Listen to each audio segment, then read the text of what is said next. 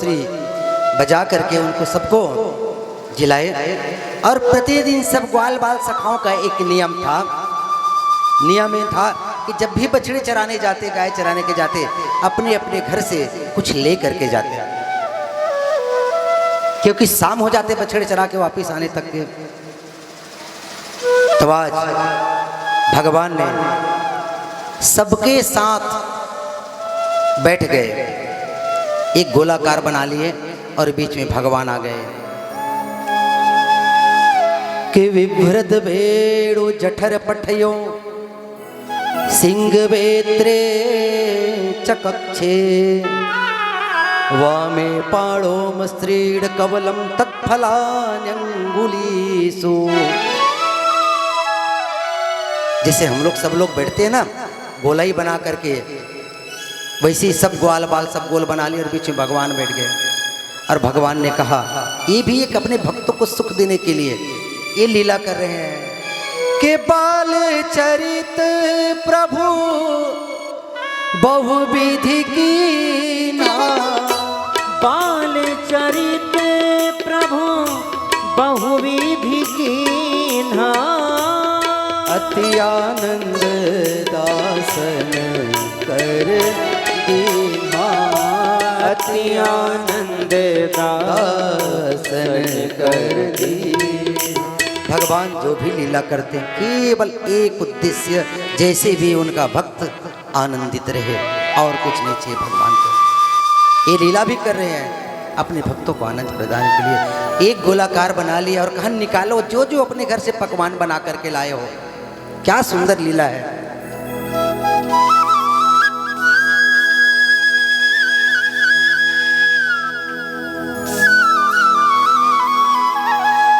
और भगवान ने आज क्या दिया, सब अपने अपने घर से पकवान निकाले। भगवान ने कहा देखो रोज की रोज तो सब अपने अपने घर के भोजन करते हैं, लेकिन आज मेरा प्रण है, आज मैं मधुमंगल के यहाँ का ही भोजन करूंगा। आज मैं, मेरे भाई बहन मधुमंगल के नेत्रों से अश्रुपात होने लगे, रोने लगे, क्योंकि भगवान के जितने सखा थे सबसे अगर नितांत गरीब थे तो उसमें से मधुमंगल था। उनके पास कुछ नहीं था, बस उनके पास तो यही संपत्ति था। उन लोग यही मानते थे कि मेरा कन्हैया है, बस यही धन था। भगवान के विश्वास रूपी धन था उनके पास, और कुछ नहीं था उनके पास। इतना जानते थे कि हमारा कन्हैया है। सबके सामने में कह दे कि आज मैं भोजन करूंगा तो मधुमंगल के यहाँ के करूंगा और किसी के यहाँ के नहीं करूंगा, क्योंकि मधुमंगल तो खुद उनके यहाँ चाकरी करते थे। उनकी माँ पूर्णमासी उनके यहाँ भोजन बनाती थी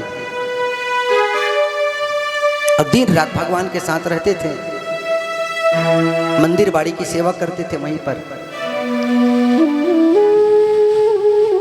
अब क्या कहें, अपनी तरफ से बात बनाने का तो बहुत प्रयास किया मधुमंगल के, देखो न कन्हैया आज मैं कुछ नहीं ले आया हूँ, मैं सच कहता हूँ कन्हैया, कल मैं वादा करता हूँ कल मेरे घर के ही भोजन करोगे, मैं वादा करता हूँ मैं। लेकिन भगवान का प्रण, दौड़े दौड़े दौड़े दौड़े दौड़े दौड़े गए पूर्णमासी से जाकर के कहते हैं कि मैया तुम्हें पता है आज भगवान ने मेरा कितना बड़ा सम्मान किया है, सब बाल सखाओं के बीच में मुझे मेरा कितना सम्मान किया है, पता है तुमको? बोले क्या? आज उन्हें सबके बीच में कह दिया कि आज मैं भोजन करूंगा तो मधुमंगल के यहाँ के करूंगा।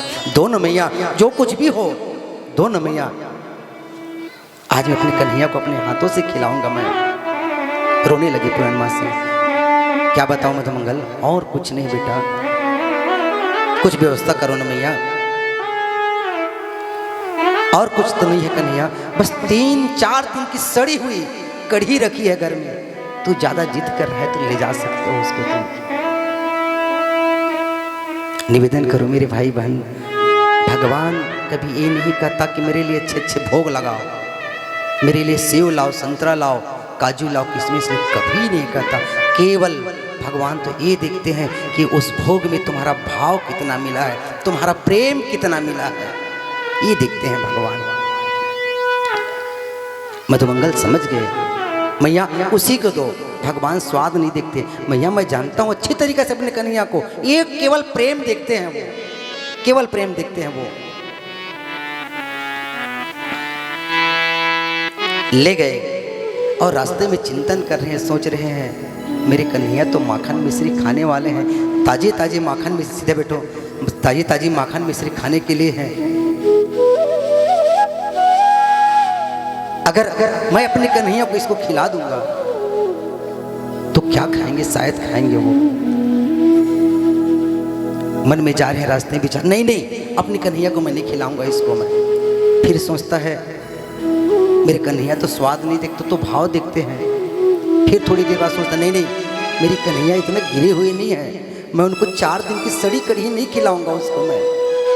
और अंत में एक निर्णय ले लिया, एक वृक्ष के पीछे में छुप गए, नहीं नहीं मैं अपनी कन्हैया को इतनी गंदी कढ़ी नहीं खिलाऊंगा 4 दिन। तो क्या करूं, इसको फेंक देता हूं। नहीं नहीं इसको फेंकूंगा तो इस पात्र से आवाज आ जाएगा और थोड़ी देर में सब ग्वाल बाल सखा बैठे हैं, सब जान जाएंगे। तो क्या करूं, ये कढ़ी मैं ही खा लेता हूं मैं। मंगल ने सोचा निकाले उस पात्र से उस कढ़ी को खुद खा ले, और थोड़ा थोड़ा जो गाल के आजू बाजू में बच गया था उसको जल्दबाजी में पोंछ नहीं पाए, बस वो टपक रहा था कढ़ी, कुछ गाल में, कुछ दाढ़ी में, कुछ पेट में, कुछ उनके वस्त्र में। और दौड़े दौड़े दौड़े दौड़े गए मधुमंगल भगवान के पास, और भगवान के पास जाकर के कहा क्षमा करना कन्हैया, आज मैं आपके लिए कुछ नहीं ले पाया, मैं वादा करता हूँ कन्हैया कल तुम्हारे लिए अवश्य लेके आऊँगा मैं, आज बस मुझे माफ कर दो कन्हैया। ग्वाल बाल कह रहे हैं, देख रहे हो कन्हैया कितना झूठ बोल रहा है, ये अपने घर से लेकर के आया है और खुद खा लिया है, तुमको खिलाना न पड़े करके सबसे झूठ बोल रहा है। बहुत झूठा है कन्हैया मधुमंगल, इनकी बातों में मत आना तुम। भगवान तो अंतर्यामी है, सब कुछ देख लिए। भगवान ने सोचा मधुमंगल आज मैंने सोचा है, मेरा प्रण है कि आज का भोजन करूंगा तो मधुमंगल के यहाँ से करूंगा, चाहे वो भोजन जो भी है, चाहे वो सड़ा हो, चाहे तुम्हारे जूठन हो। और भगवान ने उठा और मधुमंगल को गले से लगा करके जो उनके गाल में लगे हुए थे उन्हीं कढ़ी को काट चाटने लगे। धन्य है भगवान की कृपालता। निवेदन करो, इसीलिए कहता मेरे भाई बहन, आपकी चढ़ावा को भगवान नहीं देखते, मत चढ़ाओ जी कुछ, अगर आपके भाव नहीं है तो चढ़ाओ मेरे भाई बहन, कोई भाव से भगवान केवल भाव देखते हैं,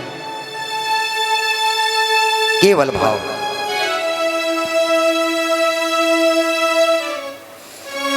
केवल भाव के भूखे हैं। यहां पर ब्रह्मा जी को मोह हुआ,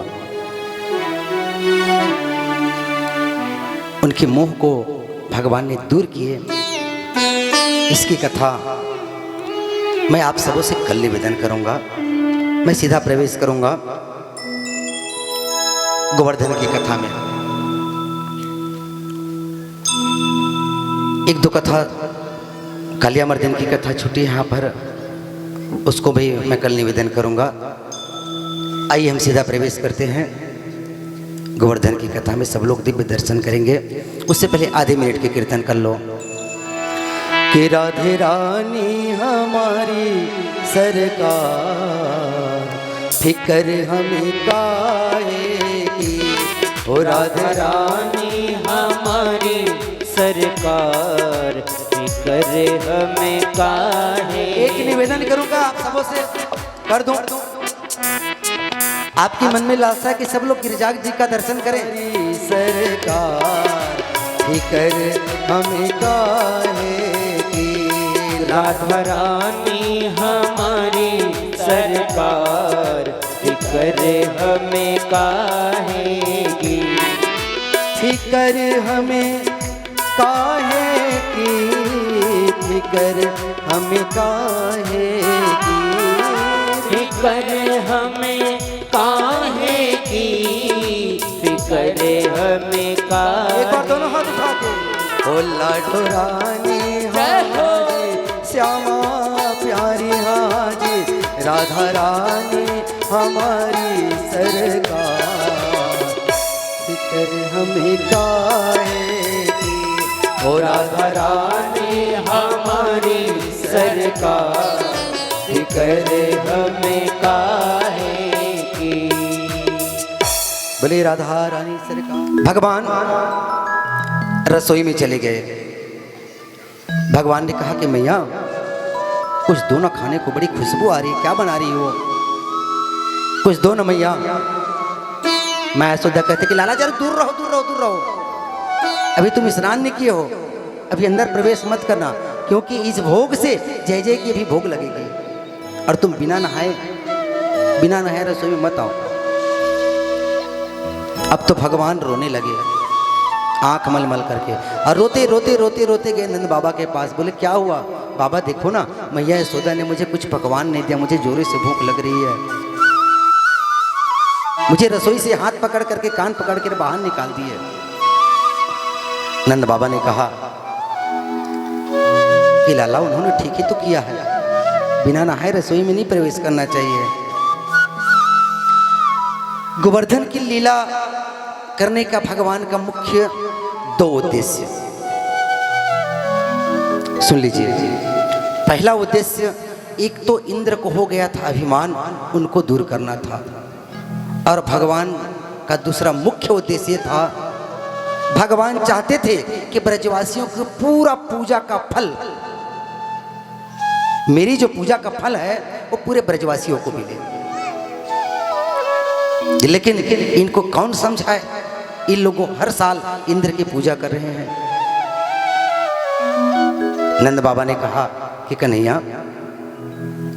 सच तो बोली नंदरानी ने, बिना नहाए क्यों गई रसोई में, तुमको पता है कल इंद्र की पूजा करने जाना है हमको। नंद बाबा ने कहा लाला ऐसा नहीं रोते, तुम समझो तुम्हारी माँ ने कुछ गलत नहीं किया है। भगवान कहते हैं कि देखो बाबा, एक बात बोलूं मैं, ये हर वर्ष तुम इंद्र की पूजा क्यों करते हो। नंद बाबा कहते हैं कि लाला तुम जानते हो बेटा, इंद्र महाराज की कृपा से वर्षा होए तो हरियाली घास हो, उस घास को हमारी गैया चरे, इसलिए हम उनकी पूजा करते हैं, उनके आशीर्वाद से अच्छे अच्छे अन्न हो। एक बात बोलूं बाबा, मेरी बात मानो बाबा, एक बार मेरे गिरिराज की पूजा कर लो, मेरे गोवर्धन नाथ की पूजा कर लो, मैं तो कहता हूं ब्रज में कभी संकट आ ही नहीं सकते। बस एक बार मेरी बात मान लो बाबा।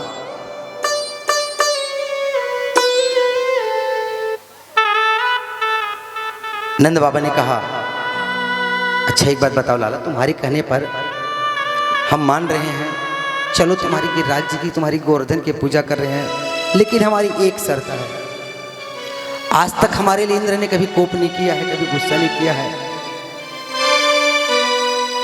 जो कुछ भी हमारी टूटी फूटी सेवा होगी आपको तुम्हारी गोवर्धन भगवान को स्वीकार करना पड़ेगा। भगवान कृष्ण कर बाबा बोले हाँ, इनकी चिंता मत करो। दूसरी शर्त, साक्षात प्रकट हो करके जो कुछ भी त्रुटि फुटी भोग लगाएंगे उसको उनको पाना होगा, तुम्हारे गोवर्धन नाथ को। बोले ठीक है बाबा। और लाला सुनो, हम वर्षों से परिपाटी है, परंपरा चलती आ रही है कि इंद्र की पूजा कर रहे हैं, अगर इस साल नहीं किए, अगर वो क्रोध हो गए, गुस्से हो गए, उनके क्रोध से बचाना पड़ेगा तुमको। बोले हाँ, इनकी चिंता ही मत करो बाबा, लेकिन बस एक बार मेरी गोवर्धन नाथ की पूजा कर लो। अच्छा तो क्या क्या करना पड़ेगा?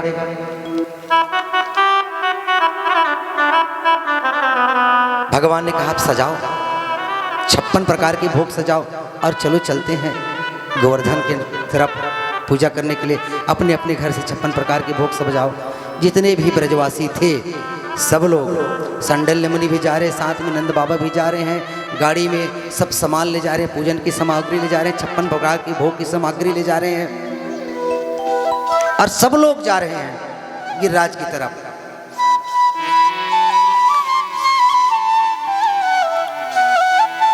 जैसे ही गिरिराज जी महाराज में प्रवेश किए, संडल्य मुनि ने षोडशोपचार से पूजा कराना चाहा और सब लोग पूजा कर रहे हैं। जैसे ही प्रारंभ हुआ, जमुना जी से जल ले लेकर करके आ रहे हैं। भैया इतने बड़े 21 किलोमीटर के 7 कोस के पहाड़ है, वो कोई शालिग्राम थोड़ी जो एक आध गिलास जल से स्नान हो जाए। अब ब्रजवासी बेचारे लोग सुबह से ले बाल्टा बाल्टा जमुना जल लेकर के आ रहे हैं, स्नान करा रहे हैं। सुबह से शाम हो गई, गिरिराज जी महाराज के नाखून भी गीली नहीं हुई अभी। कन्हैया से आए, बोले कन्हैया अब हमसे संभव नहीं है। बोले क्या हुआ? हमारी कमर टूट गई, सुबह से शाम हो गई स्नान कराते कराते। आपकी गिरिराज जी महाराज के आज आपकी गोवर्धन नाथ की तो अभी नख भी गीली नहीं हुई है, तुम चाहते क्या हो? भगवान ने कहा, ग्वाल बाल सखाओं ने कहा, भगवान एक चीज कर दो तो बड़ी आपकी कृपा होगी। बोले क्या? यहीं से ऐसा कुछ करो ताकि गंगा महारानी यहीं प्रकट हो जाए। तो भगवान ने अपने मन से गंगा को प्रकट किए, इसलिए उनका नाम मानसी गंगा पड़ गया। बोले मानसी गंगा मैया की जय। इसलिए गोवर्धन नाथ जहाँ के मंदिर है ठीक उसकी बगल में मानसी गंगा है। जो गए होंगे जानते होंगे, जो नहीं गए हैं इस साल जाके दर्शन कर लेंगे। अब बोले कि अभी स्नान कराओ। सुंदर सब लोग पूजन किए और कोई दूध से पूजा कर रहे हैं, कोई 56 प्रकार के भोग लगा रहे हैं, नैवेद्य लगा रहे हैं और सब लोग जयकारा लगाए। जयकारा इतनी जोर से लगी, उस जयकारे की आवाज इंद्र तक पहुंच गए। इंद्र के पास जाकर के नारद जी ने बताया कि महाराज आइए महाराज। बोले क्या हुआ? नारद जी कहते गया महाराज आपका पत्ता साफ। बोले कैसे? तुम्हारे वर्षों की जो परंपरा थी पूजा करने की, वो कृष्ण जो है कल का छोरा, गाय बछड़े चलाने, ना उनके माँ का पता ना बाप का पता, वो अपनी पूजा करा रहे हैं। इतना ही नहीं, खुद गोवर्धन बन के बैठे हुए हैं, तुम्हारा पत्ता साफ हो गया। इतना क्रोध आया, अक्रोध से ही मेघमालाओं को आदेश दिया कि जाओ पूरे ब्रजमंडल को डुबा दो। गणम सामर्थकम नाम मेघा नाम चांतकारिणम इंद्र प्राचोदयत क्रुद्धो वाक्यम च महाहिंदुता। जाओ पूरे ब्रजमंडल को डुबा दो, एक भी घर न बचने पाए। इतनी वर्षा हुई, इतनी वर्षा हुई, इतनी वर्षा हुई, इतनी बिजली चमकने लगी, गर्जना होने लगा, तर तर तर तर तर तर तर पूरे ब्रजमंडल लबालब होने लगा। कहाँ जमुना का जल और कहाँ ऊपर की बारिश, सब एक हो गए। सब ब्रजवासी कांपने लगे, सब डरने लगे। सीधे भगवान के पास आए, भगवान हमारी रक्षा करो, रक्षा करो, रक्षा करो। बोले तुम चिंता मत करो, जरा भी चिंता मत करो। बोले कुछ तो करो, नहीं तो डूब के मर जाएंगे हम लोग, चिंता मत करो। भगवान ने एक उंगली में गिरिराज पर्वत को उठा लिया। बोले गिरिराज धरण भगवान की जय हो। 7 वर्ष का भगवान कृष्ण 7 रात 7 दिन अपनी भक्तों की रक्षा के लिए एक उंगली में धारण किए रहे। जितने भी ब्रजवासी थे सब लोग गोवर्धन पहाड़ के नीचे आए और जब बहुत देर हो गई, इंद्र ने मन में सोचा कि जाओ देखो, अगर पूरे ब्रजमंडल डूब गए होंगे, ब्रज नष्ट होंगे तो वर्षा करना बंद कर दो। कुछ सैनिक आए और जाकर के बताए महाराज ब्रज में तो धूल उड़ रही है, डूबने की बात करते वहां तो धूल उड़ रही है। इंद्र कहते कि धूल, इतना जो बारिश हुआ वो कहां गया? बोले अगस्त मुनि पी लिए, भगवान का सुदर्शन चक्र सुखा दिए सबको। लंबी कहानी। इंद्र को लगा कि आज मैंने बहुत बड़ी गलती की है, जो ब्रजवासियों को डुबा करके मारने का षड्यंत्र लगा, मुझे क्षमा मांगने चाहिए भगवान ने। इंद्र ने आए और परिक्रमा मार्ग में जाओगे तो आपको मिलेगा एक गांव है जो राजस्थान का बॉर्डर पड़ता है। बिहारी जी की कृपा से मैंने परिक्रमा की है पिछले वर्ष। एक गांव पड़ता है पिचोरी का लोटा। पिचोरी का लोटा, जो परिक्रमा किए होंगे वो जानते होंगे। ये गोवर्धन जी से मुश्किल से 8 या 10 किलोमीटर आगे है, परिक्रमा मार्ग में है, वो राजस्थान का बॉर्डर पड़ता है। 2 किलोमीटर परिक्रमा करोगे कोई राज्य की तो आपको राजस्थान का बॉर्डर भी मिलेगा। उस गांव का नाम है पिचोरी का लोटा। वहीं पर अपनी एरावत हाथी से इंद्र जी महाराज आए और जहाँ से ब्रज की सीमा प्रारंभ होती है, गिरिराज की सीमा प्रारंभ होती है, वहीं पर से हाथी से उतरे और वहीं से साष्टांग प्रणाम किया कि मैंने आज ब्रजवासियों को बहुत बड़ा षड्यंत्र किया, उनको मारने के लिए भगवान के पास आए और भगवान से आकर के क्षमा मांगी, भगवान मुझे क्षमा कर दो कि पिता गुरुस्तम जगतामधीशो दुरत्यः कालवुपात दंडः हिताय स्वेच्छातनुभिः समीहसे मानं विधुन्न जगदीश मानिसा। और कन्हैया विसिद्ध सत्वं तव धाम शांतम तपोमयम ध्वस्तमजस्तरस्कमम। हे भगवान, आप तो रजोगुण और तमोगुण से परे हो, आप तो केवल सत्य गुण के प्रतीक हो। प्रभु आज मुझे क्षमा कर देना, मैंने अपने आप को सब कुछ समझा था, लेकिन सबके पिता पिता गुरुस्तम तव धाम शांतम, सबके पिता तो आप हो, क्षमा कर देना प्रभु। भगवान ने क्षमा कर दी उनको। देखिए एक संत का यहाँ बड़ा प्यारा भाव है, इसके बाद मैं वाणी विराम करूंगा। ब्रह्मा जी ने भी मोह हुआ था उनको भगवान की लीला के ऊपर, और ब्रह्मा जी से भी गलती हुई थी। ब्रह्मा जी से ये गलती हुई थी, उनको भगवान की लीला ऊपर शंका हो गया और सब ग्वाल बाल को चुरा करके ले गए, बछड़े को भी चुरा करके ले गए। और गलती इंद्र ने भी किया, ध्यान दीजिएगा, कथा का सार है ये। गलती इंद्र ने भी किया, उन्होंने भी पूरे ब्रजवासियों को डुबा करके मारने का षड्यंत्र रचा था, लेकिन दोनों की गलती में अंतर है मेरे भाई बहन। ध्यान दीजिएगा, कौन सा अंतर? इंद्र ने जो गलती की थी उसमें जितने ब्रजवासी थे वो भगवान के पास पहुंच गए, भगवान की शरण में। और ब्रह्मा ने जो गलती की थी उनसे जितने भी भगवान के भक्त ग्वाल बाल सखा थे ब्रह्मा से दूर हो, भगवान से दूर हो गए थे। इसलिए ब्रह्मा जी ने भगवान की 40 श्लोकों में स्तुति की, लेकिन भगवान ने ब्रह्मा जी को क्षमा नहीं किया। और इंद्र ने केवल 10 श्लोकों में भी 10 श्लोक में स्तुति की, लेकिन भगवान ने कहा कि जाओ इंद्र, मैं तुम्हें क्षमा करता हूँ, जो मांगना है आज वरदान मांग लो मुझसे। भगवान ने कहा मुझे अब स्वर्ग की आकांक्षा नहीं, मैं तो बस अब यही गिरिराज की तलहटी में रह करके ही आपके नाम का स्मरण करने का इच्छा हो रहा है। भगवान ने बड़ा दिव्य वरदान किया कि इंद्र तुम जाओ स्वर्ग पर, तुम राज्य करो, मेरी भक्ति बनी रहेगी, वहां भी रह करके तुमको मेरी भक्ति मिलती रहेगी। भगवान ने आशीर्वाद दिया। मेरे भाई बहन, आप सबको बताऊं, मैंने अपने जीवन में प्रत्यक्ष अनुभव किया है। मैंने ऐसे ऐसे लोगों को देखा है जो आधा किलोमीटर भी जीवन में पैदल नहीं चल सकते, लेकिन धन्य है गोवर्धन नाथ महाराज की कृपा, गिरिराज जी की कृपा। 80 वर्ष के बुजुर्ग को भी मैं परिक्रमा करते देखा है। ऐसे गिरिराज जी महाराज की कृपा होती है, साक्षात पर्वत के रूप में भगवान गिरिराज जी महाराज आज भी अपने भक्तों को दर्शन दे रहे हैं।